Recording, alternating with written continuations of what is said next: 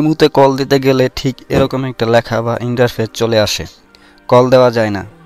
Imo number থাকা সত্ত্বেও আপনি ইমোতে তারে কল দিতে পারতেছেন না। ঠিক আপনাকেও কিন্তু অনেকে ইমোতে কল দিতে পারতেছে না, এরকম একটা লেখা চলে আসতেছে। এটার সমাধান কি? আসেন শিখে আসি। ইমোতে নাম্বার থাকা সত্ত্বেও তাকে কল দিতে পারতেছেন না, যাকে কল দিতে পারতেছেন না তাকে বলবেন এই সেটিংসটি করার জন্য, তখন কল দিতে পারবেন। আর আপনাকেও কিন্তু অনেকে কল দিচ্ছে, আপনাকে কল দিলেও এরকম লেখা চলে আসছে। আপনিও এই সেটিংসটি করে রাখবেন, তাহলে সবাই আপনাকে কল দিতে পারবে। এখন এই সেটিংস অন করার জন্য ইমোতে চলে আসবেন। ইমোতে আসার পরে প্লাস আইকনে ক্লিক করবেন, মোরে চলে আসবেন। এখানে লেখা আছে সিকিউরিটি অ্যান্ড প্রাইভেসি, এই অপশনটাতে ট্যাপ দিবেন। নিচে চলে আসবেন, এখানে লেখা আছে কল, এই অপশনটাতে ট্যাপ দিতে হবে।